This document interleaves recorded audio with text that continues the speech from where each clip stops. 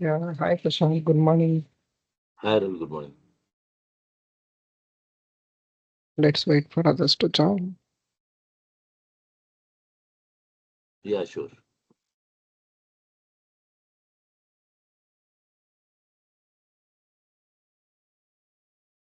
Hi, everyone. Good morning, Ravi Jayan. Yeah, hi Ravi, good morning. Hi Sudhir, good morning. Hello, good morning.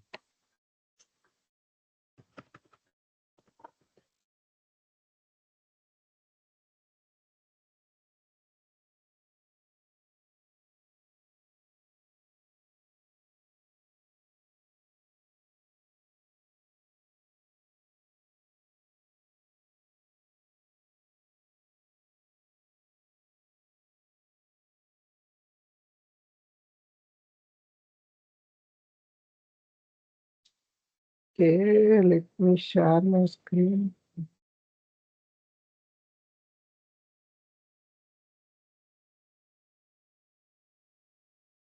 So on yesterday and day before yesterday classes, we have covered what is text generation and we gave a brief introduction of generative AI. And then we have covered what is text generation and what is an LLM, right? So up to this point, any doubts? So we did some practical comparisons on how to use these tools, right? So far Yeah, you are able to understand things, right? So that we can proceed it to the today's class. yes, sir. Yeah, thanks, Sudhir. Okay. So in today's class, it is all about how to leverage AI for code generation. Like we can utilize the power of these large language models because these large language models got trained on programming languages as well. Like along like how we saw, right? It got trained in local Indic languages also. There is an LLM called Navarasa. I showed you, right? So that data set is having Indic languages.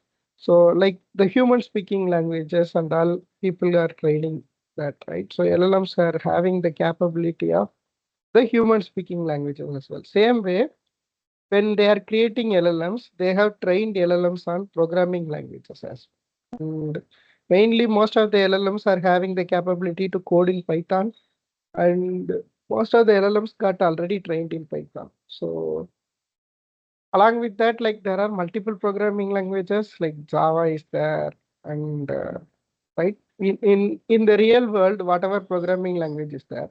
Suppose consider if you are giving that complete documentation to LLM, and if your LLM can process this document, so that whenever you are asking a question, then what it is doing, it is trying to find a solution out of this to solve that problem using program.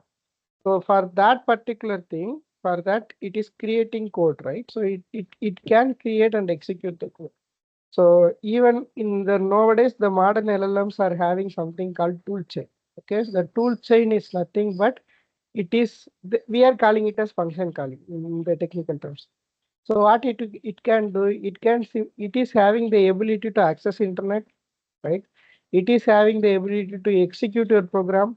So these kind of actions performing, okay, there is something called LAM, large action model. Okay. Yesterday we saw GPT-4o got integrated with DALI as well, so that it is having the image generation capability along with the text generation capability, right? Same way nowadays LLMs comes along with this LAM, large action model. So that is capable of performing actions without user's intervention. If you are asking something like code this and execute this, they are or else create this code and store it in my drive. Those things are also possible with this LLMs in the real world right now. So the at present the day like 4th of September. So on this particular day, up to this point, like nowadays LLMs have transitioned in a level to write the programs by itself, so that you just need an idea. Okay, if you are having a very crisp and clear idea, with that idea, if you are able to generate some quality of prompts means what, like you are asking a question to the LLM, right? So if you are having the ability to ask the right questions to the LLM, so that LLM can produce you the code which you need to start and run your company. So that kind of capabilities are now building on LLMs. And nowadays people are using LLMs for building their own companies. In that sense, like if you are having a very solid and rigid idea, with that idea itself, people started to build like software as a service platforms nowadays. Okay, you can create software as a service means what? Like you are providing a software as a service. See, now we are into Google Docs, right? So this is an alternate version of Word, right? Microsoft Word. This is not getting installed in your machine. So within this browser itself, they are giving us all the words functionality, right? So they are providing this as my service. So these kind of products and all is getting created with the help of complex programs. So those kind of complex programs also LLMs are now capable of writing. So it's scary. Meanwhile, from the developer standpoint, it will simplify your work. Okay, when you want to write some 5,000 lines of code or 6,000 lines of code with Python, if you are having a great idea, then what you can do, you can simply go to this LLM, and if you simply go there, and if you are asking the right question, then it will do some work for you. On top of that, if you are facing that error, just put that error also to that, then it will again give you a prompt response. It will fix the code also. So that kind of capabilities at right now LLMs are possessing. Okay. So with that, actually what we are trying to do is I'm just trying to give you an overview of the current market where this LLM is right now, and how we can utilize these large language models to generate code. Also, how we can what is prompt engineering, and how we can utilize these models to generate the images or else recognize the images. Okay, so this is the agenda for today's class. In today's class, we will discuss about code generation, prompt engineering, and then image generation. Okay, these three topics I am planning to cover in day 13 today's class. Okay, so introduction to code generation with AI. Actually, AI, in the sense like generative AI, we have already saw how it is working, right? So we can train an LLM with the language, so that behind the scenes transformers will be taking care of putting all these things into vectors. Yesterday we saw like what token and all, right? So when we are token count and all, yesterday we saw, right, in the ChatGPT platform.openai.com, when we are putting a bunch of text, it is counting the number of tokens and it was showing to us.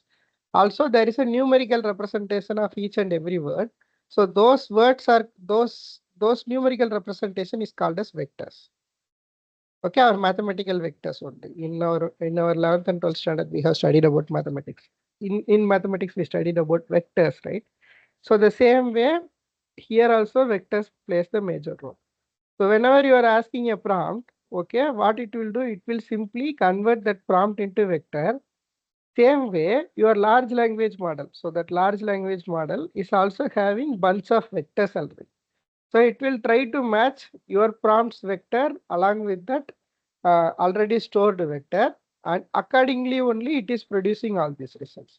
So it's all behind the scenes, it's all mathematics number game. Okay, so that number game is made by this machine learning scientists, and they will only produce this LLMs, large language models. Even if we can also create our own LLMs. Okay, like how people are doing it in Hugging Face, right? So we can also, like, if you go to Hugging Face, you can find n number of LLMs which are available open. So either you can create an LLM from scratch. For that, what you need to know, about machine learning, and you need to know how the transformer architecture is correctly working, right? So all these machine learning stuffs, if we know, we can also build our own LLM, and we can purpose it for our own purpose. Means that what? Like if your company wants to build some private knowledge repository, so what you can do, you can take out all your company documents, and you can take out all the knowledge available from your company, and those knowledge and all you can prepare an LLM out of it. along with this transformer architecture, along with that set of vocabularies, dictionaries, all these things. Okay. So when you do that, then what happens? Like whenever and if you do that, and you can utilize that as a chatbot for your company. So that if some customer service is coming and asking you a question in the chatbot, which is relevant to that company information itself, it can easily go and check the behind the scenes whatever we have feeded the data, right? It can check the training data and it can respond back to the user accurately. So this is how the overall picture works in the form of private LLMs. The same way with what I told you about company data, right? The same way if you are training that with the programming languages capability, so that you can find the programming languages LLMs itself. So there are some specific large language models which are specifically designed only for programming. Okay, means that IBM is having something called IBM Granite. Okay, IBM Granite. I don't know whether they have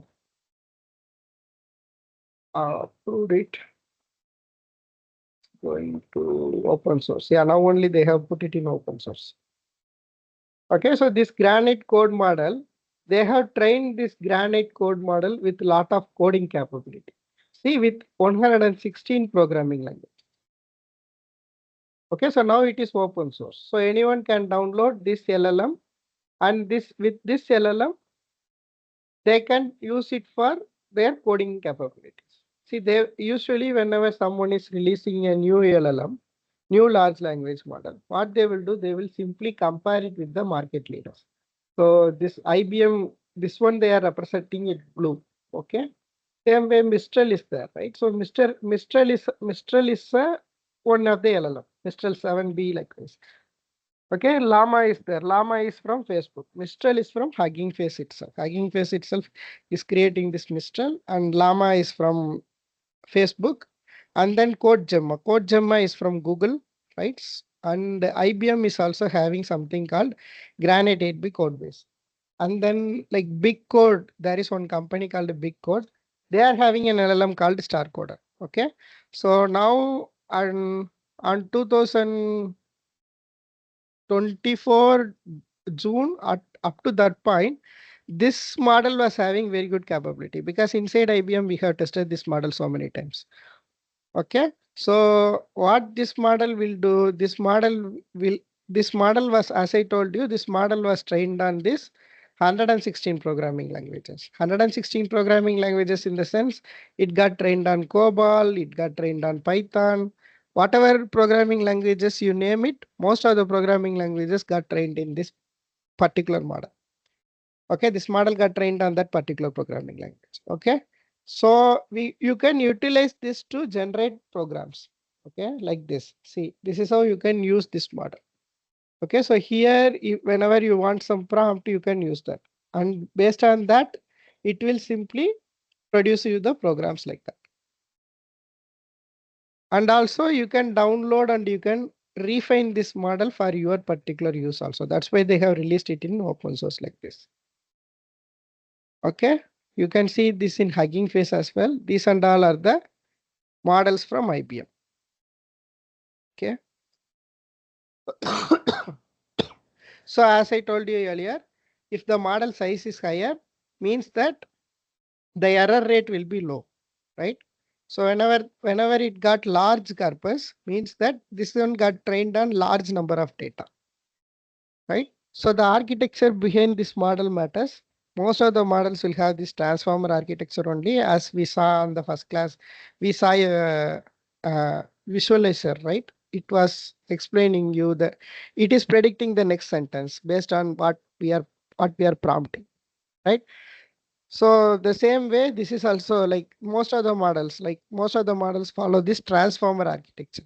So inside the transformer also there are a lot of technical stuff. There is forward feeding and then reverse feed and then encoder only, encoder and decoder. Likewise, lot of architectures are there inside the transformers itself. Okay.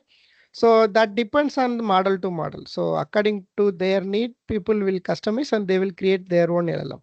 So now when the LLM is ready, you can simply download this LLM and you can execute it. But for executing these things, what you need a high-end graphics processor memory.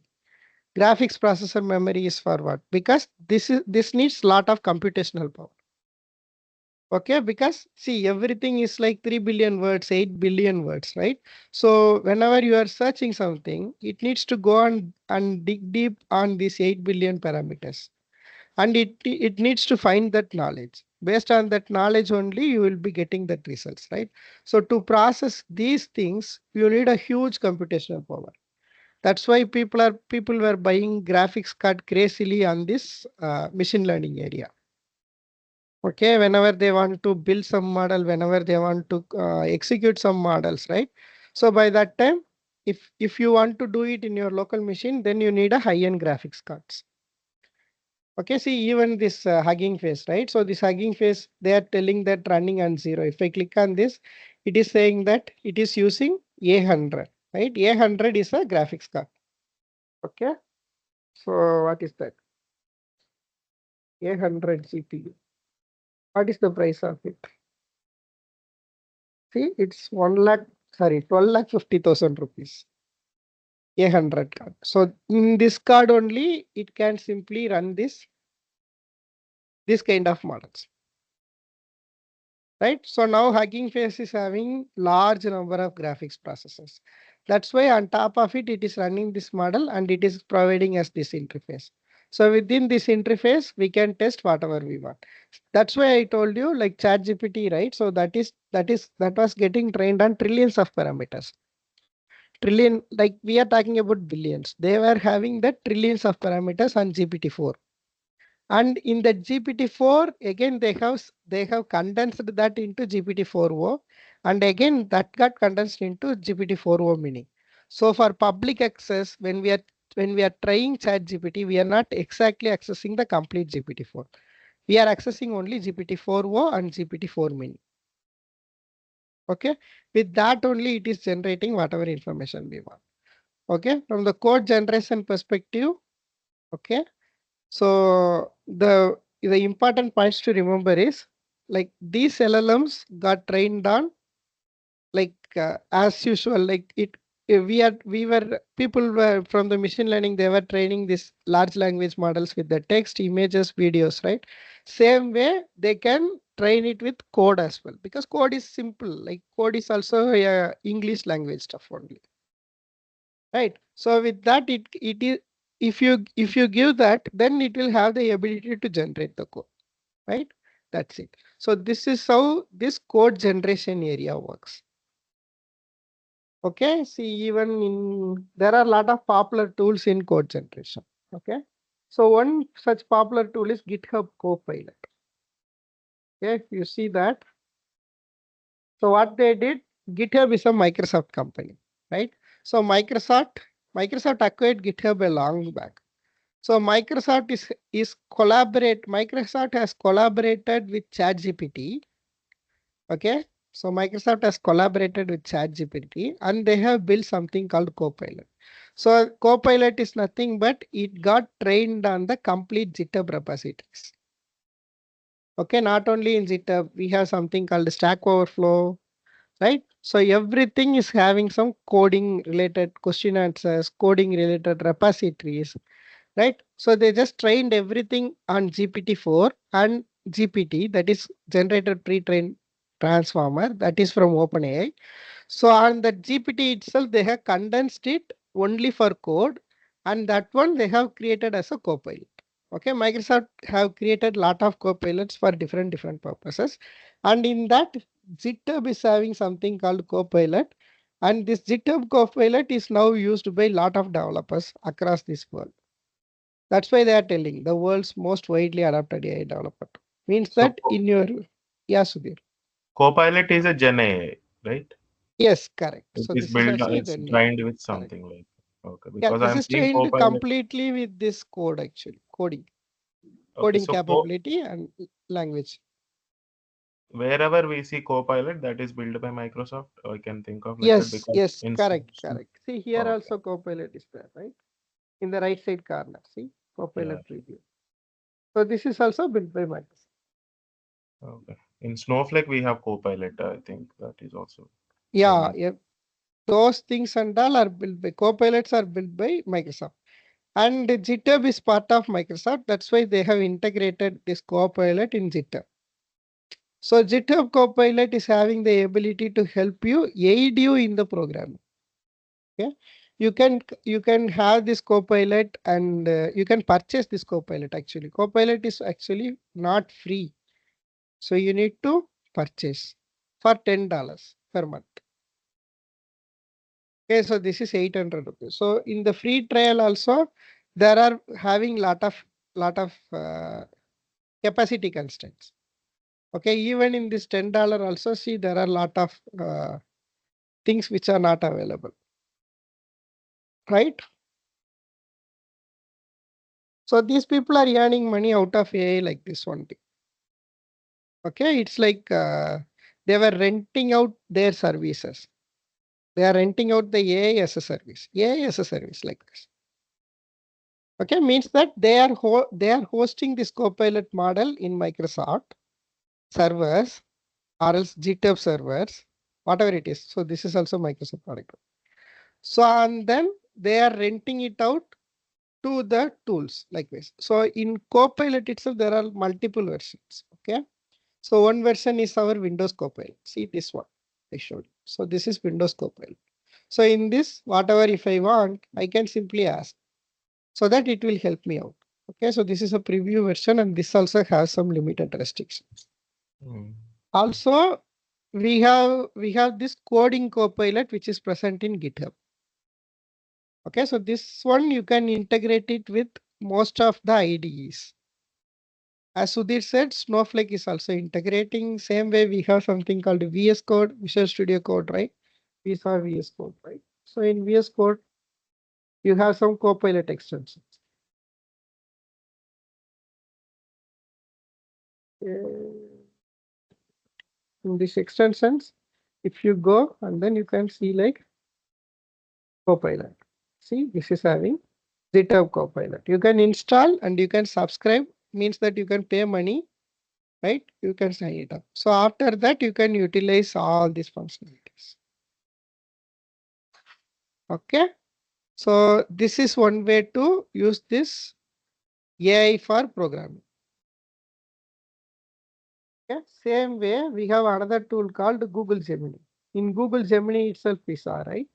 See this Google Colab. This is also having some integrated capability of coding, right?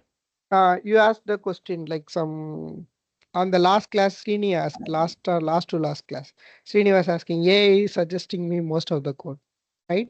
So that's because Google itself, they have built something called Google Gemini code. So in this Google Gemini, there is a model like Google Gemini is there, right? Yesterday we saw Gemini 1.5 Pro. The same kind of capabilities in that models itself, they have trained it on code as well, programming as well. So inside this, if I am just simply asking it to generate, because we are into a Python environment. So this is a Google Colab, right? So Google Colab can execute Python programs only. This is interactive Python notebook. So inside this, if I am asking it to generate something, I am just typing a prompt. I don't even need to know a program, right? Provide me a functionality. Provide me the code to use file uploader where I can upload my text file and that file can be printed. Likewise, if I am detailingly, if I am giving a prompt, what happens? It will simply execute this, and now see it is giving me a program like this. See, this is just a suggested code, and there is a high chance of probability that the coding whichever AI is suggesting that also might be wrong sometimes. Okay, whenever we are facing some issues, we need to ask it explicitly. I am running this.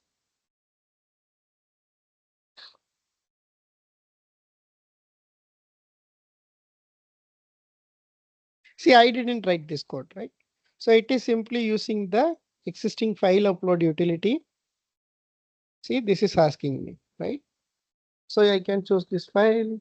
I can input whatever text I have, right? I'm just simply inputting this text file. If I click on open, see, it is trying to process this file and then it is printing this, right? What it did, it gave me a file uploader, right? That's why I was asking you. I was asking the model saying that provide me a code to use this file uploader where I can upload my text file. I uploaded my text file, right? So that functionality it gave it to me. And then that file can be printed. That file got printed, right? So likewise, you can use Google Gemini to provide small code snippets whenever using Google, whenever you are using Google Colab, or else you can access these models programmatically as well, right? How we can access? Yesterday we saw we can use these APIs, and with that API you can access, right? Let's try to see. Right? I can ask like I need to access Gemini API for narrating code based on user input. Provide the code for so that I can use Gemini API key like this. Okay. If I do that, see, it is asking like it is telling me like this. So I need to give a key here. Okay, so this keys and all I can set up here. Likewise, your project ID and your location, right? So what I need to do, I need to get an access from this Vertex AI, right? So using this Vertex AI inside that, it is trying to put it from the language models, right? So these and all are our import statements we saw in Python. And also here it is giving me to do, right? So here I need these keys, okay? This project ID key, also this location key. So these keys I can store it on this one. Okay, here I can create a secret, right? You can add a secret. Like I can give like my project ID and my location here. So if I do that, it will pick it up from this environment and it will execute this code. Now, if I am executing, it will throw me an error only because I didn't define this project ID and all. See? It's telling me that your project ID and all, it's not that. So in this one, Arul, I have one doubt. Like in the top, import Vertex AI. Yeah, Vertex AI is a model or package? Vertex AI is the package for Vertex is the Google Studio for practicing AI, Google Okay. Vertex. Google Vertex. Okay, that is a Python package. Or So Vertex is the studio. So in this is a platform, complete platform. Vertex Mhm. AI itself is a platform. Okay. Okay. So inside that platform, you can try whatever generative AI is. So this is the model called something. Mhm. See, this is the Vertex AI dashboard like this. So inside this, you can create your own project and you can play along with that. Okay, so we are importing this everything dashboard into our code. Yes, not dashboard. Like this is providing some API to Oh, access this programmatically. So that one we are utilizing here. So this package will contain existing Python programs to access this programmatically. We saw in the packages, right? In the packages session, inside this, there will be multiple modules, right? See, it is showing that Vertex AI is the module. So inside this module, what happens? This module itself is having lot of the lot of great. functions and all. Okay, those functions and all we can utilize. See, here we need an init function. So for that we are doing, and then the same way for generating this, right? So for this we need a text generation model from this vertex AI. So for that, this is the function. This function we are using here. See, this is a module again. This module is having this function called pre-train, right? So that is also we are using it here, like this. No, I am asking, we have recently seen in our team, like we have a model. We have Okay. model created, and I'm just trying to explore that and create some Gen AI on top of that and extract the, I mean, pre-trained data. So if I Yeah. know the model, I can import that model into my code and then play across that and go with the Yes. function, Yes. whatever it Correct. is. Correct. Okay. Correct. So here they are trying to access this Gemini Pro model. Okay. So Gemini Pro is the model. So in this model, if we need to access it programmatically, what we are doing, we are importing its library. So this will give me the tools and tools to access this model easily instead of writing everything from the scratch. Right. So this is a function. This function I'm not writing. Right. This is getting defined inside this text generation model, and this text generation model module is part of this vertex AI. The vertex AI.preview.language models. Under this, there is something called text generation.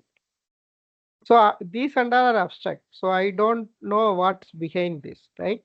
So what I can do, I can simply access this this module, and inside that module, I'm just simply access its function, which got already defined. Okay, suppose if I am passing this Gemini Pro, what happens? It will simply fetch that from this list of models, and it is passing that into this variable. So this variable again I am using on top of it, there is something called predict function. So this might be returning me something called text generation model, like this. Okay, on top of that, I am applying a function and I am using. So means what I'm trying to convey here is, like, we don't need to know exactly what it is. Okay, inside this, there might be n number of packages. What we need to know is, we need to know how to use that package. That's So this Gemini Pro is a model, as you said. So based on the prompt, it has taken that one, right? actually this here in the from pre-trained we are passing, right, Ravi? So Yes. this one is the model. We know like Gemini Pro we saw yesterday, right? So Gemini Right. Pro is a model. See Gemini 1.5 Pro, Gemini 1.0 Pro, right? So these and all are Pro models. Okay, so these models you can use it for your own purposes. Okay, so now instead of doing that, like inside the ChatGPT window, what you are trying to do is you are trying to pass this prompt. Okay, so this is your request to the ChatGPT. Likewise, you can imagine like what I am trying to do here. I am not trying to do what this code is trying to do. It is trying to pass this particular prompt into this model. Okay. Once it does that, it will catch that value in this one, response.text. Right?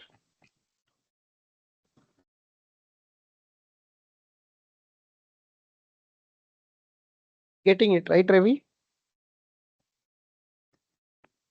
Or I Yeah, yeah, confused you? yes, sir. Okay. No.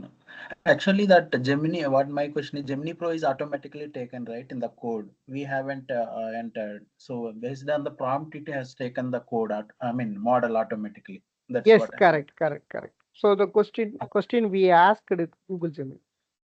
Right. Okay. Yeah. This one was our prompt in that prompt window. So based on that, it wrote this code for us. Okay. Got it.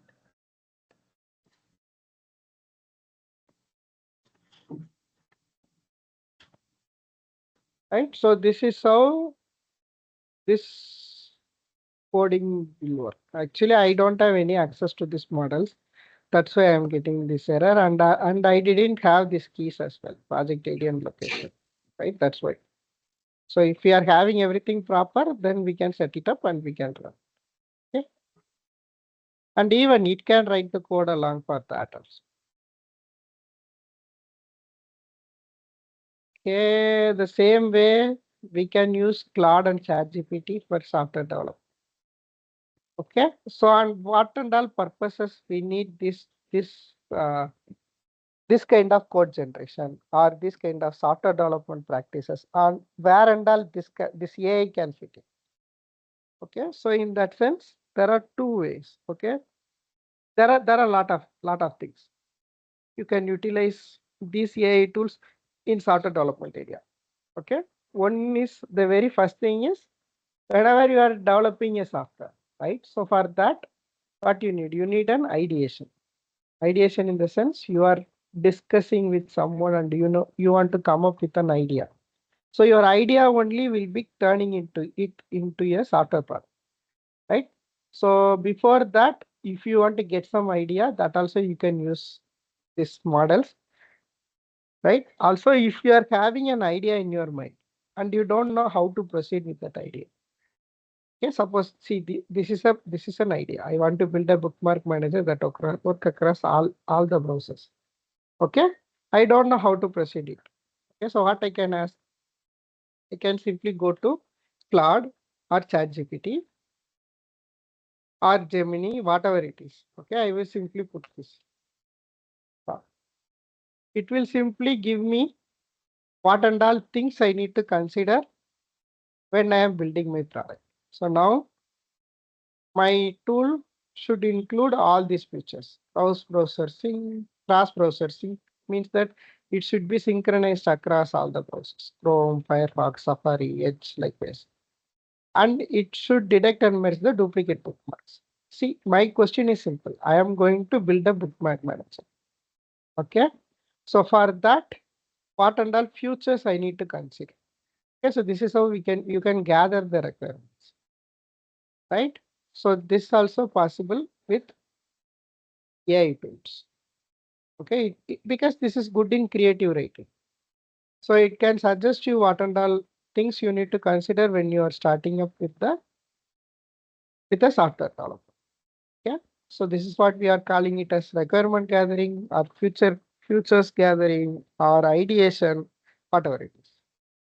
Okay, so for that particular purpose also we can use these tools. Also, there is one area called design and architecture. You need to build these designs, right? So for building a design, we take for an example. I need to build a design based on that. I need to build an architecture, right? So means that system architecture, which software you are going to use, right? So you still know you don't know. So your question is simple. So your idea is simple. Your idea is just at the brain level, right? So you don't know what and all system and tools you need to use, right? So for that, you need to have an architectural design, means that which will be your front end, which will be your back end, which will be your database, right? Those also, if I don't know what I can do, I can construct a prompt like this. And if I am asking it, see, client side, you need to ask the web application like this. And then browser extensions also you can use. And then these and all are the server side backend you can do. Right? So this will give you another idea of the technical architecture. Okay. What are all the tools and technologies you are going to use in terms of building an application? Okay. So for that also you can use this code generation capabilities, means that software development capabilities. And then preliminary we can have this code generation, right? So this is what is our ultimate aim. So now I have different functionalities. So now I found that okay, I am going to use Python for my bookmark manager. Okay, and that too I just wanted to start it with a simple proof of concept so that I can demonstrate it. And once I demonstrate it, if some investors are willing in and if they are ready to put in money, then only I can build it completely. Likewise, I'm thinking. Okay, to demonstrate it, I want to build a simple step first. Okay, considering only Google Chrome or anything like that. So for that, actually what I can do, I can simply write a Python function like this. So inside that I can break down this functionalities. Okay, like single thing. Even ChatGPT can create a code, right?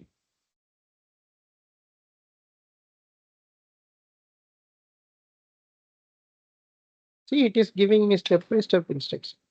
I need to use this, install this SQL Alchemy, PSY G2. This is for accessing Postgres SQL, right?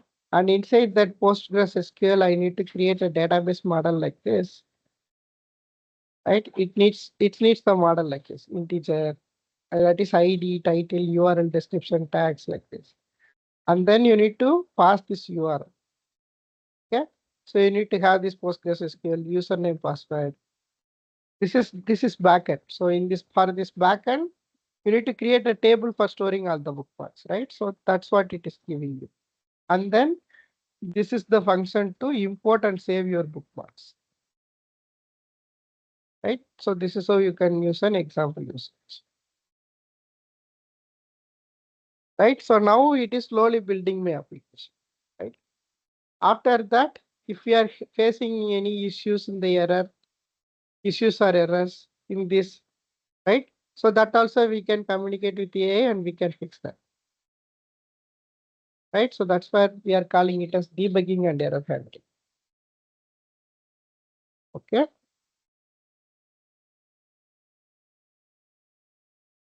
So after that, we have something called testing and optimization.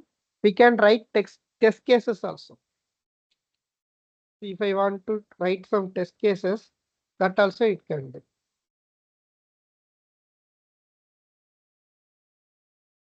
For this save bookmark alone, I can have a test data setup and see it's trying to set up a temporary test data type.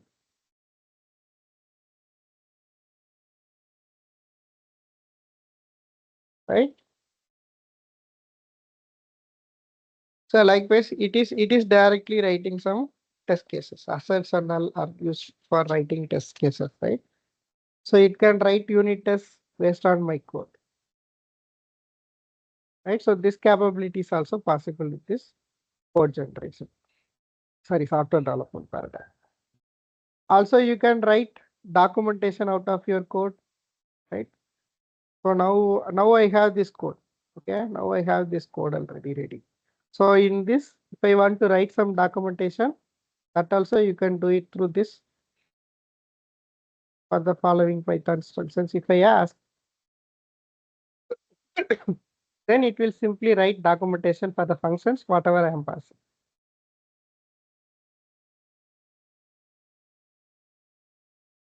So it is asking me which Python function I have to write documents. So I can give it simply this one, this function. Save bookmark is there, right? So for this save bookmark, I am asking me to write a document. See, it is writing a complete comment.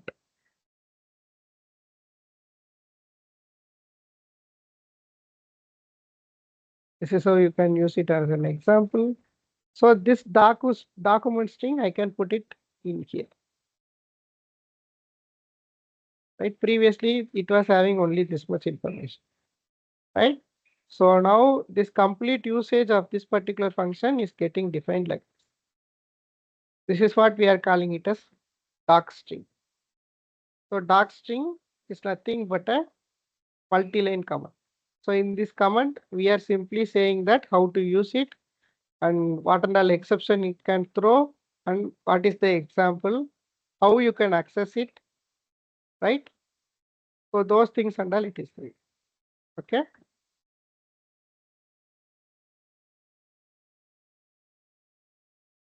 This is how we can use AI in the software development area. Either it can fit in any of these cases. We can use it for ideas and requirements, and we can use it for design and architecture. You can use it for code generation. You can use it for error handling. You can use it for testing. right? How you created unit testing, unit test cases. Same way you can use it for documentation and comments. Okay. The same way we have something called cursor. Okay. So now, as I told you, GitHub is charger. GitHub Copilot is charger. Okay. So then I need an open source solution for that, right? So that only I can explore how I can utilize AI to generate code for me or use it. It can create files for me. Like, okay. So for that particular purpose, recently a tool came in that is called as Cursor. Okay. This is the official website for Cursor. You can download Cursor for free. Okay. This didn't have rich documentation so far. Why? Because this is recently available. Okay. They didn't even concentrate on building more documents of it. Okay. So this tool is not explained properly so far in their website itself. But a lot of YouTubers are talking about cursor nowadays. So cursor is nothing but it's the modified version of Visual Studio Code. So this is how Visual Studio Code looks like, right? The entire interface, they have cloned it in the name of cursor. See, this one and this one. This is cursor and this is Visual Studio Code, right? Same kind of interface, right?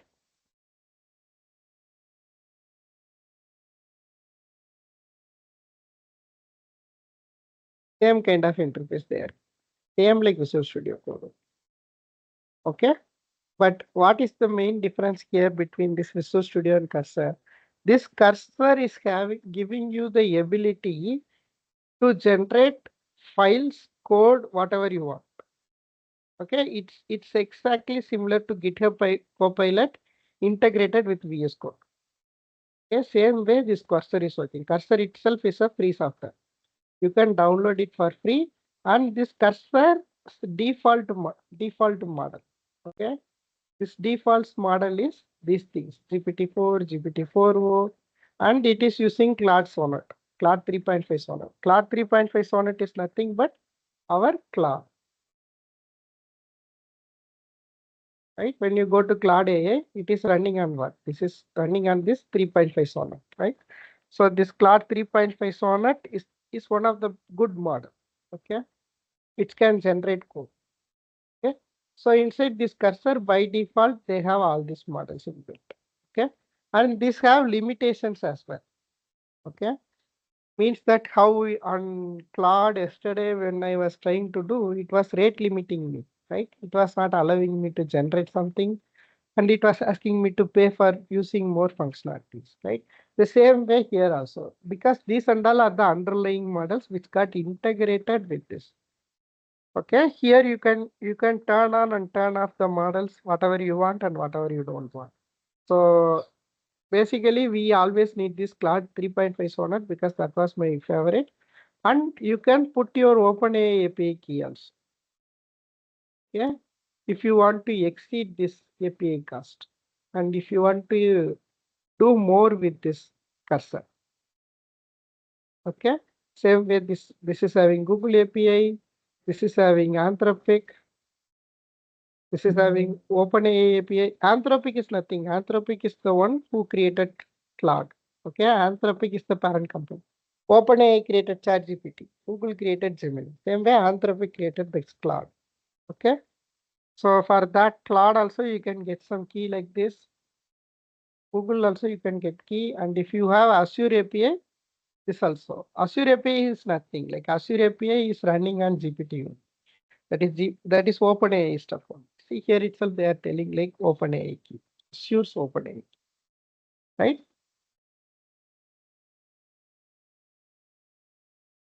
So these things and all is possible with the cloud. You can go to here.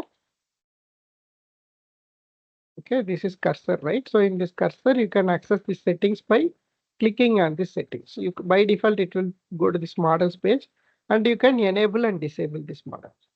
Okay, and this cursor is having lot of features as well. And here something called composer. Okay, if you want to use it, you need to use it by Control and I. Okay, so by that time it will come like this. Control Shift I if I press, it will come in a big window like this. This is called as Composer. Okay, we will use Composer now. And then you can adjust the settings according, whatever you want. Okay. So now what we are going to do is we are going to create a new folder. Okay, how I will work with cursor, right? So this is I am already into some other project, right? So when you are opening a cursor, it will be simply in a blank window. So now I have worked on something already. That's why it is bringing me this one. So what I can do is I can close this folder, right? So now when you are entering cursor, it will simply open you like this. Okay, what you can do is open a folder, okay, and then go to any drive wherever you want. So here I have some space. So what I can do, I am creating a folder called cursor testing just for the demo purpose. Yeah, and then I am selecting a folder like this. Yeah, now your folder got opened. Why? Because this is how your folder opens. And then if you press Control Shift I, it will open the composer. Okay, here I can type whatever ideas I have. Yeah, I can type this one. Take for an example. Here I have this.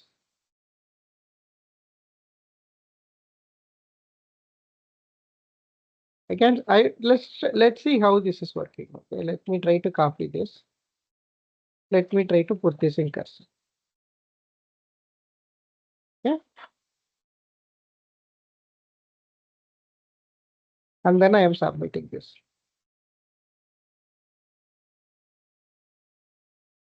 It is asking me like you want to specify some more things.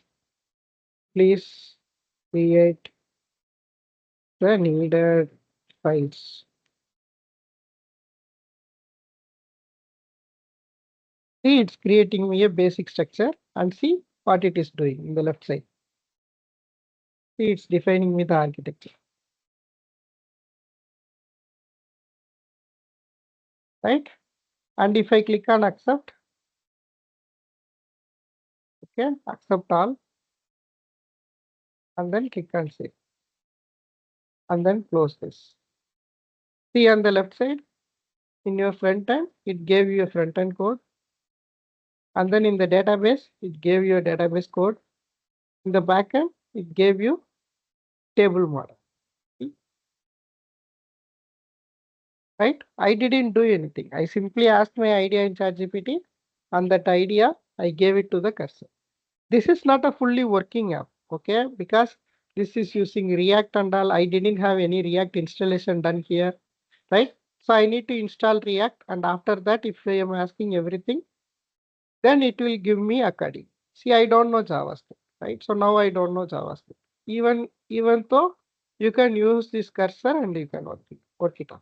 See, suppose in case if I am trying to run this, yeah, I don't know how to run it. What I can do, I can simply click on here. There is something called toggle AI bar. If I do that, it is simply opening this chat window, right? So here itself, it is taking this current file. Yeah, I don't know how to execute this. Please help me. If I am asking, again, this is like a chat GPT window. It is simply telling me, do an npm install. Okay. I didn't have packages list, so I cannot do an npm install. And if I give you npm start, it will simply open and it will run this. Okay. So the necessary command to make this work. So now whether this is having the ability. See, it is asking like CD path to your project. Like this, if I click on apply, what happens? It will simply apply this command in this command window like this. Okay. Then if I click on npm install, no, it will simply add that to this npm install like this. So the thing is like you can utilize this kind of IDE. I'm not going to execute this. I don't want to show this erroneous code because this won't execute. This is simply giving me a structure only. Okay. If I go to this composer again, you can see like This is code view, right? Same way here you can see this complete project architecture. See, after I do the prompt, it was showing me this complete architecture. I don't have this complete architecture. It simply gave me some few files, right? If I want to create each and everything, I need to specifically mention that create this, create that like this. Okay. Then it will help me to create everything. With that, actually, if I am running a project, okay, then then you can achieve whatever functionality you want. And even if I am facing like I don't know what this is, okay, just if I want to know about what this is, okay, what I can do is I can simply copy, and I was asking it to explain me on this. Then if I am asking it, it will simply read this file and it will tell me like this is the purpose, like, yeah. So this is routing it to this your CSS file like this. Go to your CSS file and check this one like this. So these kind of ability it will give you. So nowadays programming is becoming simpler like this. Okay, it's not a complex stuff anymore. Okay, let's create something which is meaningful. Instead of having something in JavaScript, yeah, I don't know complete JavaScript. I have very few knowledge on JavaScript. Yeah, I can simply delete this.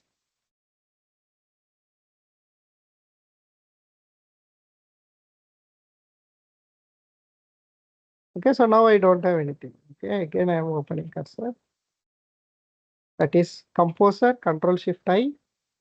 Here again I have this composer. I can click on create new project.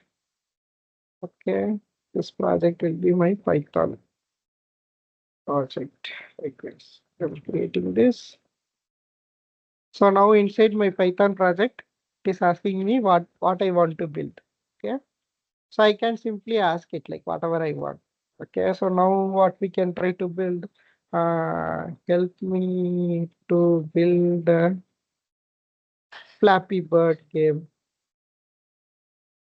in Python. Likewise, if I am asking, where is this? It's not allowing me to create. You close this. Open this. Yeah, I think I have exceeded my limits. That's why it is not allowing. This is a second project.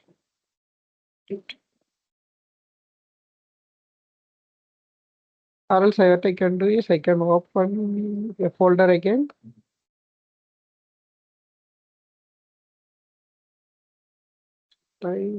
Oh, this is still there. Yeah, so here I can do like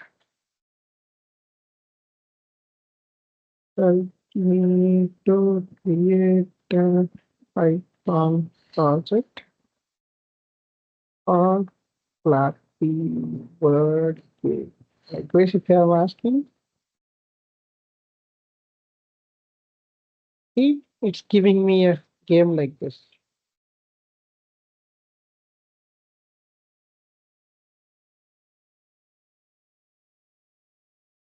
Right? If I click on accept all, what it will do, it will create me a Flappy Bird.py inside my project. See, this is my Python file. Right? So if I want to execute this, if I click on run Python file, see this pygame is not there. Here, install pygame. We saw how to use pip, right? Now it will create a virtual environment for me. I'm asking Python. These and all will work only when you install it. Okay. Or else you can simply copy this to your Google Colab and try to run. That is also possible.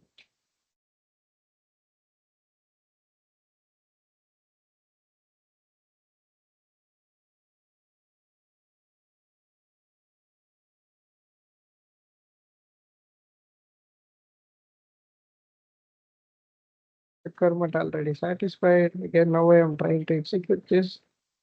It is saying that E-drive cursor test. Something is happening. Something is wrong with my Python installation.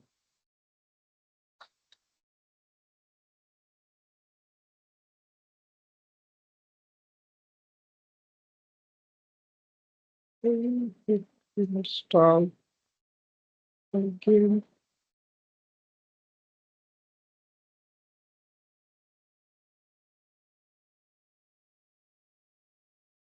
Okay, something is wrong with my Python setup. See, it's showing some errors.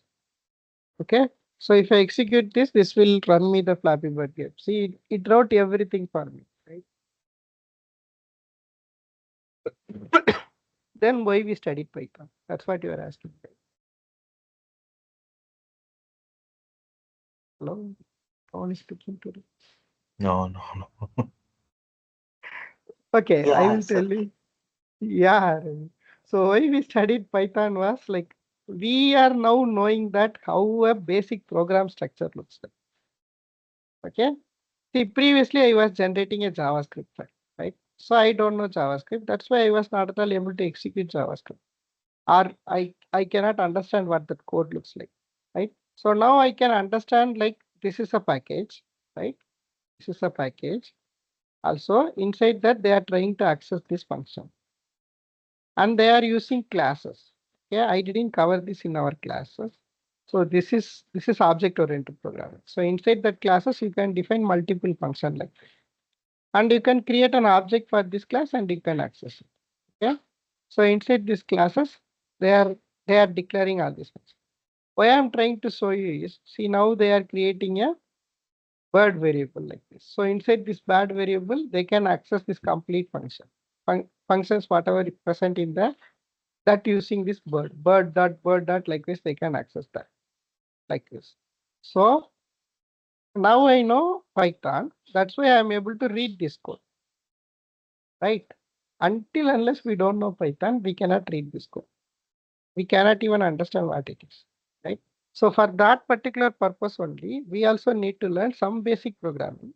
Along with that, we can leverage these AI tools and we can we can implement it on any other projects, whatever you want.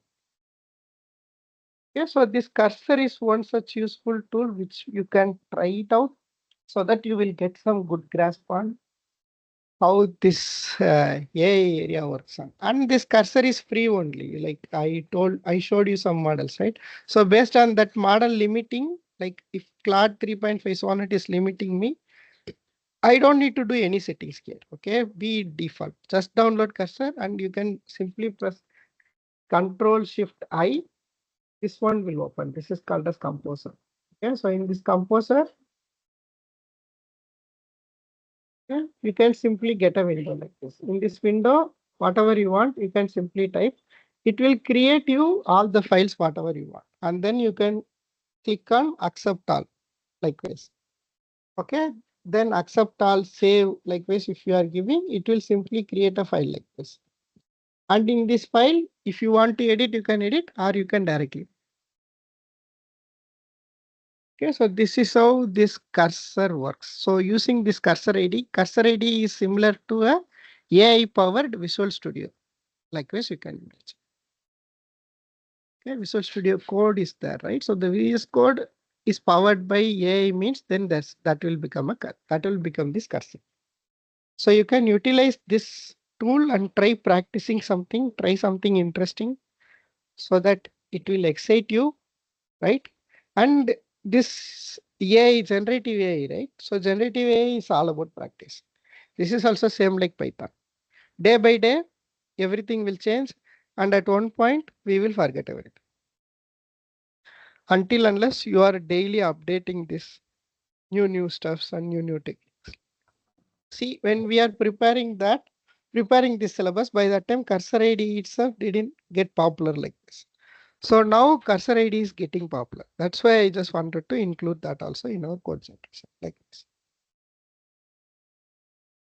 Okay.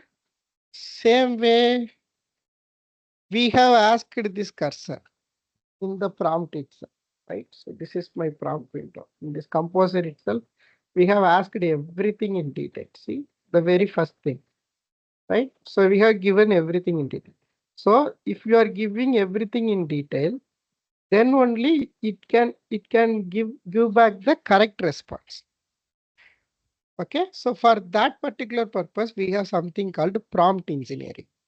Okay, prompt engineering is nothing but you need to be specifically asked what exactly you want out of the AI. Okay, so your prompt should be precision means that it should be more accurate. Your prompt should be more accurate. You should exactly ask what you want to the AI model. Also, it should be efficient, right? Efficient in the sense what? So if you are giving a correct prompt, it won't ask you a follow-up question. Okay, and also it should be creative. Okay, so that it will the LLM model will give you the proper output out of it, and you can customize these prompts also. It should be customizable. Means that if you're going to give a prompt, before that itself you can put it in the notepad and try to frame a prompt. Okay, don't directly input a prompt. Instead of that, you can save a prompt first. Okay, then if your prompt is meaningful, then the AI model will surely give you a proper response like this. Okay, prompt engineering is going to be the future. And if you go and search in LinkedIn about this generative AI job, surely in the job description, at least you can see like prompt engineering as a separate parameter. Okay, means that in future, like we will be doing a job of prompt engineering along with code development like this. Okay, means that you will be knowing the structure of the programs. Like in future engineering, I was talking about future of software engineering.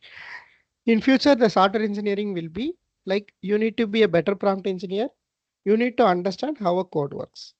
And also you need to have the capability of executing the code.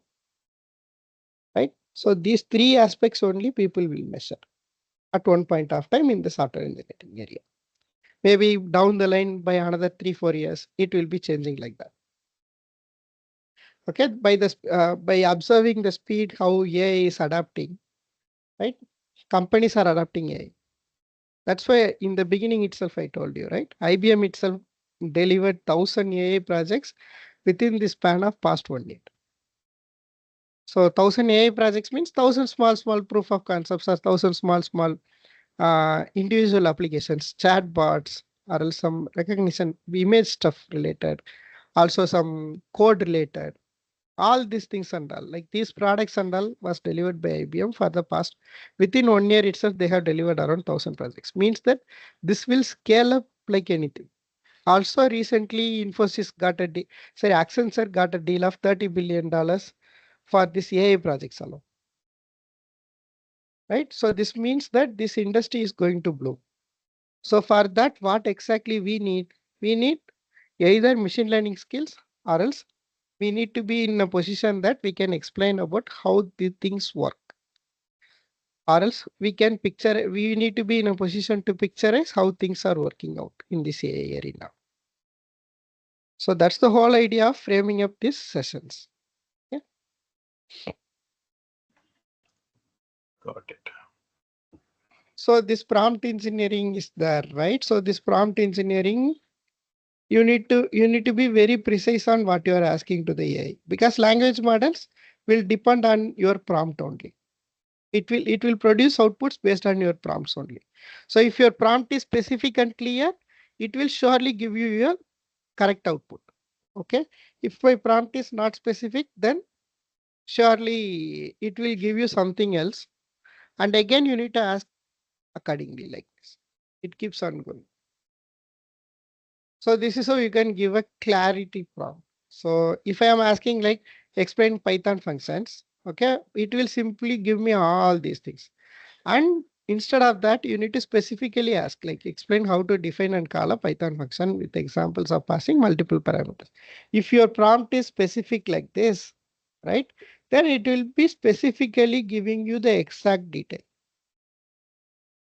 Okay. The same way contextual information also. If you are simply asking it to write a marketing email, it will simply write a dummy email without considering the extra other parameters what's in your mind. So whatever it's in your mind related to context, you need to specifically ask that also. Okay. Also, you can structureize the prompt also. You can break down a complete task into 2-3 steps like this. See, first it is asking it to, you are asking it to write a Python function to read a CSV file, contain sales data, and then inside again you need to create a function to calculate total sales by region, generate a report like this. See, if you are giving a prompt like this, then you will get meaningful insights. Okay, it will exactly do what you are asking. If you are asking like this, then it will give you a generic response. Right? So you need to frame your questions or you need to frame your prompts before feeding it to a LL, because that is chargeable when your company is using it, right? Every request is chargeable. We saw the pricing model of ChatGPT, right? For 1 million tokens or 2 million tokens like this, right? So instead of doing some blunders, better we can avoid by framing the prompts itself. Okay. So instead of the question formats also, it needs to be very specific. Okay, if you want to have more detailed responses, you can use open-ended prompts and close-ended prompts for specific answers. Okay, and your instructional language also should be clear. Instead of asking like, can you tell me, explain, can you tell me and explain are different, right? It will simply provide you some information like this. Instead of that, if you are asking it clearly, like be specific on this or explain likewise, so that it will give you a detailed stuff. Also, you can refine prompts, you can set some constraints. Also, you can set some limitations as well. Provide a 2000 token word summary like this, so that it will simply give you only 200 words. Along with it won't exceed that, so that you will minimize your usage of accessing the AI model. Okay, this is how prompt engineering works, and there are some practical examples for the prompt engineering. You can write some article like this. If you are giving a prompt like this, then it will simply give you a 500-word article which will be precisely for how AI is transforming healthcare like this. Okay, you can create LinkedIn posts also with the help of AI. Okay, so that is also possible. And you can create code. Right now we saw all about code generation. You need to specifically give a prompt like this, then only it will. Or if you are not knowing that how to create a prompt, what you can do, simply suggest me some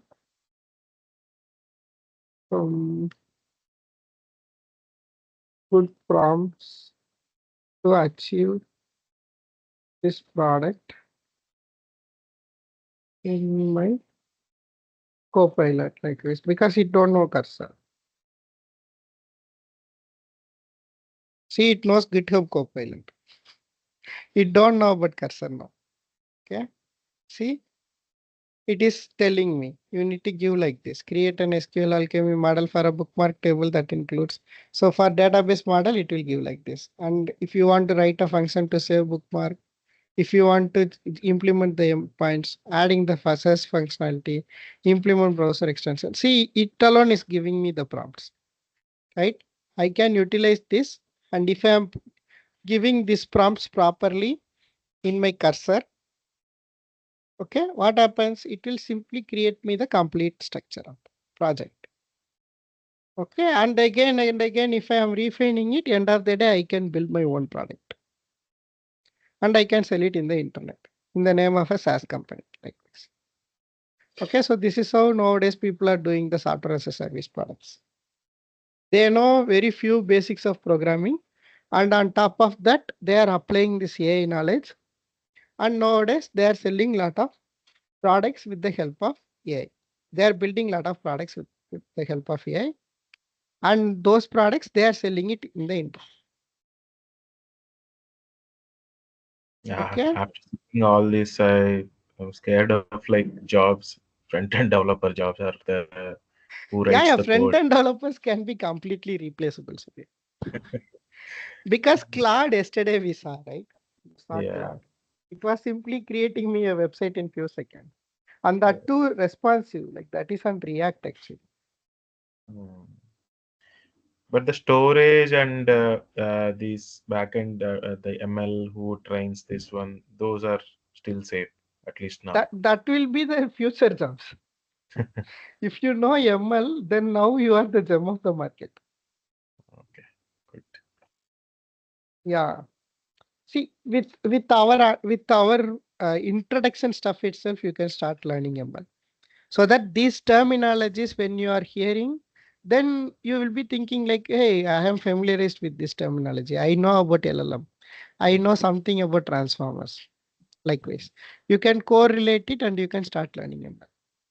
See, my advice is, if any of us is having very good mathematical foundation knowledge, please learn machine learning. That is going to be the future. Okay. Machine learning and data science. And people are in our batch itself, some people are already in data engineering, right? So data engineering, so whoever is already in data engineering, please try to switch your roles to data science. Okay, also from data science, whoever is there, please try to switch your roles to ML jobs. Likewise, because data engineering can be completely replaceable by AI. That I am damn sure. But ML itself, the theoretical part we can learn from ChatGPT. Yeah, right. You can use ChatGPT as your instructor and ask like, act as my machine learning instructor. Consider myself as a complete beginner of machine learning. Okay? Provide me a detailed roadmap along with duration and time, if possible. Add resources like this. If you are asking, simply things like, see, it's giving me the complete roadmap. Learn Python programming that you already did. And it is giving me the resources as well. If I click on that, it will open those resources. Learn basic mathematics. That's why I was asking you, like if you are having mathematical knowledge, now you already know Python. If you are having mathematical knowledge, straightly jump into machine learning. This mathematics is nothing. These and all are our 12th standard mathematics, linear algebra, and that to mainly study more about vectors. Okay, this mathematical vector is somehow different from machine learning vector.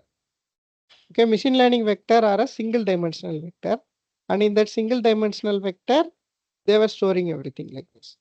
Okay, and then matrices, these and all are our 11th standard subject. Calculus, right? Integral calculus, d by dx, and integration, and then probability statistics. So probability statistics also, this thing is part of data science as well. Okay, if you want good, if you want to study this one, okay, I recommend some course actually. I can recommend you some course, but that is in Udemy, that is chargeable. Okay, there is a guy called Chris Naik, you know, right? Chris Naik. And this guy recently released a course for mathematics. He was going through that course. Okay, if you go to Udemy, if I go to this guy's academy, okay, his courses, Chris Naik Technologies. Here he has some courses, right? So here there is something called mathematics basics to advanced. Okay, so this course is too good actually. I am going through this course one. So in this course, you can see linear algebra, functions, vectors, everything, whatever we are seeing there, right? So those things and all he is covering in detail. But this one, you need to consistently put some effort, daily put some 1 or 2 effort, like 2 hours effort for this. Then you can be good at mathematics. Okay. When you know these two, then down the line, whatever is there, right? So this will be very simple for you. See, without knowing mathematics, if you are straightly jumping into machine learning, surely nothing you can understand. That I am damn sure. But if you know mathematics and Python very well first, now you know Python, how you can easily easily understand what's exactly in the code, right? Same way, if you have a good grasp on mathematics, jump onto this machine learning area. And you can find this, these and all are free actually. Khan Academy courses are there, right? Khan Academy is always free. But this is not that much simple. He is like Indian author and this is foreign author. Like this. Got it. Mm. And then basics of machine learning, supervised learning, unsupervised learning. Like inside this, there are some algorithms. These and all are algorithms: linear regression, logistic, decision trees, random forest, SVM, that is support vector machine. And now there is one more thing called XGBoost. XGBoost is also one algorithm. And there are something called the neural network stuff. This is deep learning. So whatever we are seeing there in the transformers, right? Transformers is the implemented version of the complex neural networks. Okay, neural networks.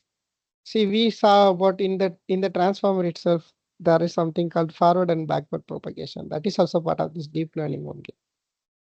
Okay, this course is too good actually. Andrew Ng, this guy is one such big instructor in the machine learning area. In machine learning, there are two big names. One is Andrew Ng and another one is Andrej Karpathy. Yeah, Andrej Karpathy is my inspiration. Andrej Karpathy. This guy is now building a company and I am following it. Actually, this guy's courses are too good. Okay. And I recommend you to go through this course. Okay. If you crack what exactly he is saying, right here in this complete course, if you are able to crack what he is saying, I am damn sure that you can crack 1 crore package also in the industry. Wow. Mm. So that much knowledge this guy is possessing and this guy is giving it for free. So this guy, actually, I really love his videos. Okay, you can watch it like a kind of a Netflix series only. Likewise, only he teach. His way of teaching is also too good. He is very soft spoken and I love his teaching. Same way, Andrew for deep learning. Yeah, this guy. He is the Andrew Ng. So this guy also talks more about machine learning, machine learning, machine learning. His courses also are very good actually. Okay, so these two instructors are very good in machine learning.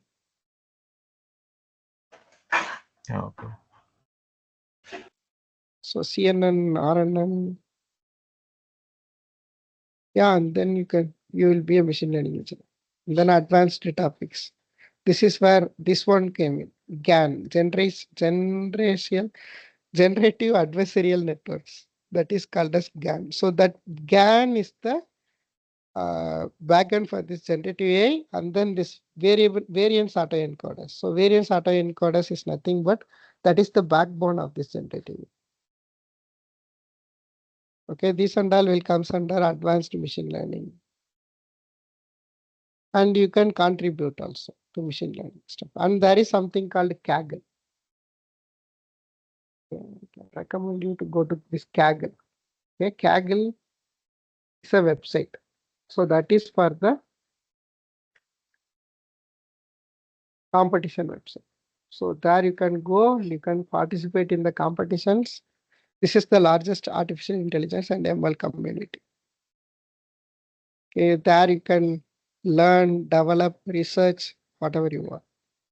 So most of the PhDs people, they will come along in this Kaggle only and they will do these competitions. See, these competitions are having very high prices. If you know very good ML, see, this is $1 million competition.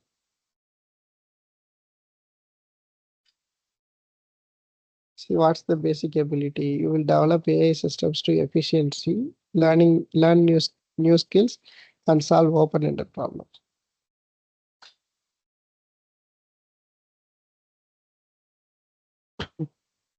See, this is the problem, and they are conducting a competition to solve this problem. Okay, so this is the first prize. So this is the first prize. Grand prize is $500,000. That is $500,000. So if you see, there will be n number of people. You go to this leaderboard. See, likewise, they will be having some scores also. Everything is getting evaluated inside this machine itself. See, some 1,000 people are participating here. Likewise.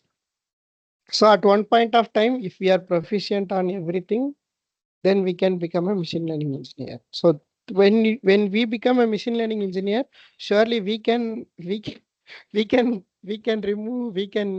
other people's job extinct, and we can make our job only safe. Like, yeah, that is going to be the future, Sudhir. This is just out of the box discussion, out of our syllabus discussion. Yeah. It's good one.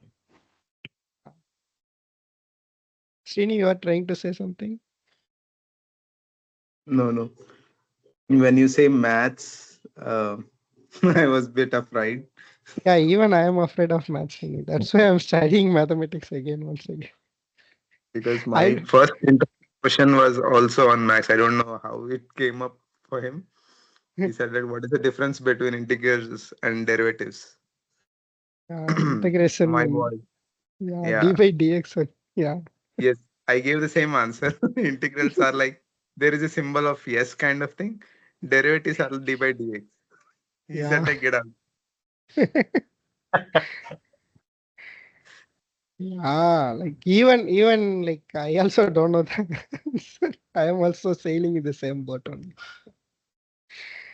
Yeah, let's learn this one so that it will be easier for us to crack this ML jobs and all. I know the ML algorithms now, but the thing is like I am lack of this mathematics area. So even if I sit on any interviews related to this ML or AI, if I go and attend any interviews related to ML and AI, people start asking questions from mathematics only. They were not concerned about these algorithms. Now I know how these algorithms work now. But even though I'm not at all able to explain them or not at all able to tell them, I'm not at all able to crack any ML interviews just because I don't know mathematics. So that's why I'm telling like if we know mathematics properly, then if we are studying the machine learning, then it will be very, very useful. 3 days back, I attended an interview with EY. EY, you know, right? EY one company. You Yeah. understand? Yeah. Mhm. Actually, the very first question was like they were jumping into vectors and they were talking about eigenvectors and they were giving me a problem and they were asking me to solve that problem. I was simply sitting and I was just staring at the screen for some 5-10 minutes. And then I told them, sorry, I don't know mathematics. Then they were asking me, like, without knowing mathematics, how we can proceed on machine learning and all. That's very impossible. Like this. And I told, okay, I will learn after some time. And then that interview got ended immediately. So clear. It is clear. Until unless you know background of these things, don't attend for ML at least. Yeah, correct, Sudhir. Yeah, until unless if we are clear on this mathematics, see, I know the algorithms very well. Now I understood all these algorithms. Even I just tried all these algorithms hands-on, and I know how this entire machine learning stuff works, right? On that day, I explained you transformer, right? So behind the transformer also something is there. Okay, QKV visa, right? Query key value, and then autoencoders. All these things and all I know, and I can explain all these things in detail. But the thing is, the underlying mathematical part I don't know. So that's what these people are in need. That's if we are knowing that one only, that is the simplest area. If we cover that, then understand. See, the second part I told you, the first part I told you, right? Understanding machine learning. Understanding machine learning is the difficult part. Okay, that part I am able to grasp. But mathematics, basic mathematics, I was not able to grasp. That's where I am failing right now. I need to concentrate more on Or else I will start studying my son's book from first standard and then I will learn mathematics.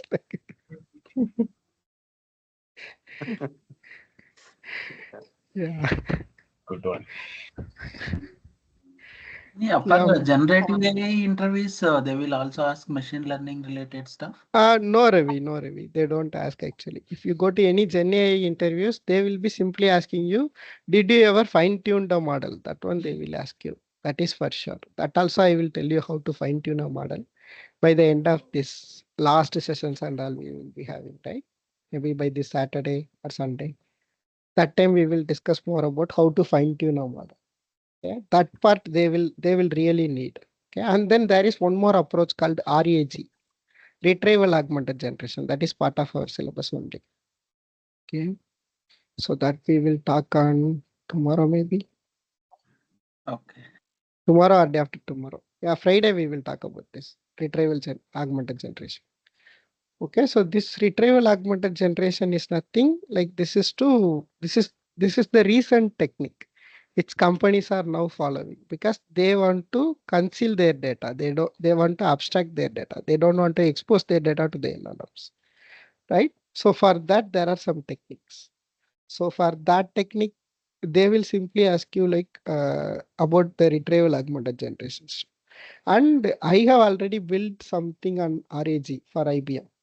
Okay, so I will explain you how I built that with the open source. I already put a GitHub stuff for that. Okay, with that I will try to explain you how I built that system. Okay, so the same thing if you explain in interview also, that is good actually. They will be impressed with that particular stuff. Okay, so RAG and fine tuning, these two are the main thing when you are attending a generative AI interview because companies are really doing that or not.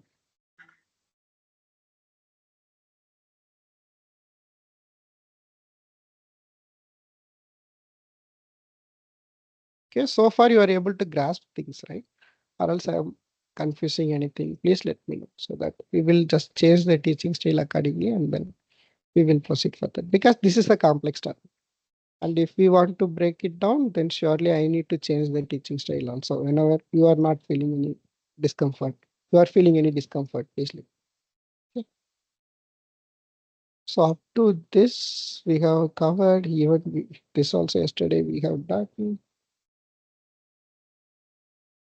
And tomorrow we will talk about what is image generation and all. And then we will jump on to this, running these LLMs locally. Okay, we can run these LLMs on our machines also, but that needs GPU actually. Okay.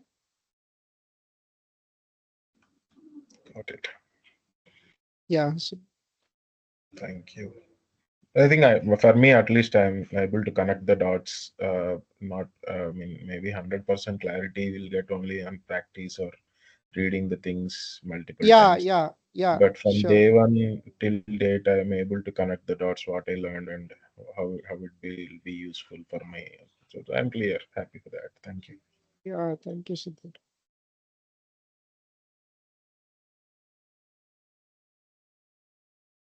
Yeah, that's all for today's class. Yeah, Srini, yeah, please go ahead.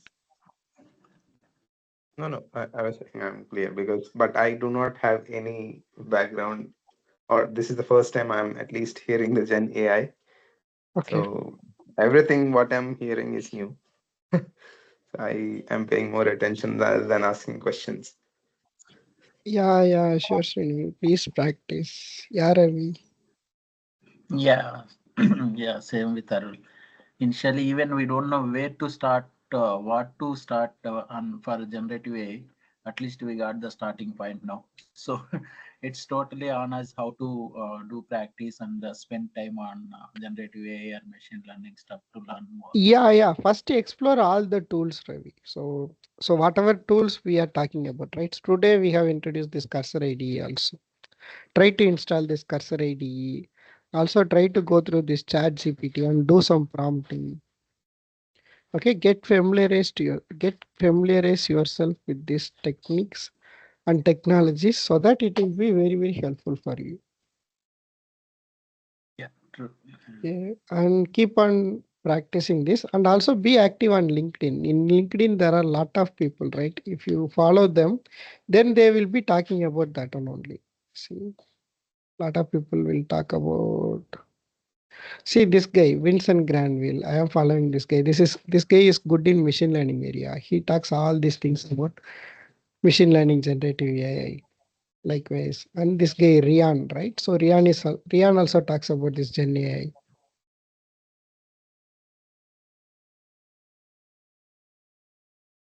And yeah, this lady, Mary Nova. Likewise, lot of people talks about generative AI. So whenever you are finding someone talking about generative AI, just put a follow on them so that you will get familiarized yourself. Instead of spending more time on Instagram or Facebook, you can simply spend more time on this LinkedIn so that you can come to know like lot of people are doing lot of stuffs, right? So that we can get familiarized with the terminologies first. Okay, so once we get Correct. familiarized with the terminologies, this guy Raj Arun, right? So he's also good writer in machine learning. Okay, if you go to his site, see, he's talking about LLMs and all. Okay, so likewise, whenever you are seeing someone talks about machine learning or something, just follow them. This guy works on Hugging Face. Okay, we don't need to connect with them. We simply need to follow them so that they will come to our feed. And once we get them in our feed, we can simply get some idea of what they are talking about. See, now he is telling like, see, this one recently came in likewise, right? So we will be getting familiarized on what's happening inside the industry. So be more active on LinkedIn. I don't want you to post, like I was asking you to follow these people like this. And these people will talk more about this machine learning, artificial intelligence stuff, so that we will be getting familiarized with what's happening in the industry like this. Not only these people, like there are a lot of people. Even if you simply open your feed, you could find at least one or two people talking about machine learning, right? So just follow them and try to understand what they are talking first, so that you will simply follow like what exactly they were speaking first, and then after that, if you are able to understand the context, then try doing that as well. See, this guy was experimenting. This lady, right? She is from AWS. Okay, she have created a course also for generative AI. Here you have something called Awesome Generative AI Guide. Right? This I will recommend you. Okay, so this is giving step by step on how to work with generative AI. This is on her Twitter.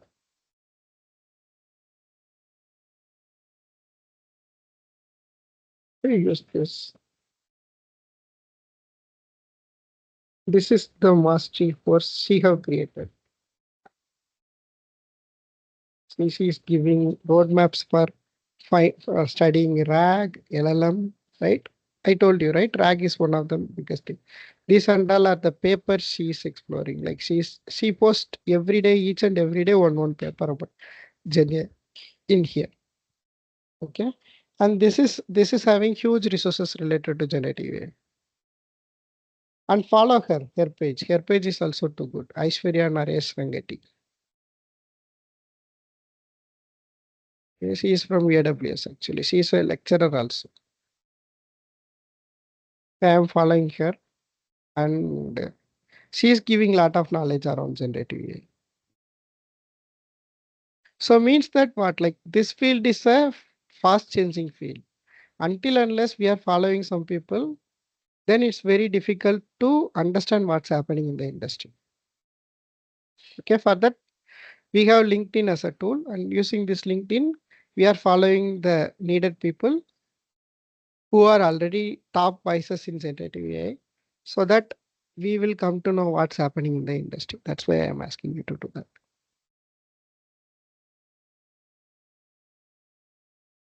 Okay. Hope Yeah, this sure. makes clear. Yeah, thank you, Srini. Okay, that's all for today's class. Please let me know if you have any doubts. Otherwise, we will wind up this class. Yeah, thank you all. See you Yeah, tomorrow. thank you, Sudeep. Thanks, Sunil. Thank you. Bye bye. Thank you, Srini. Yeah, thanks, sir. Lot of information you shared today. Thank you.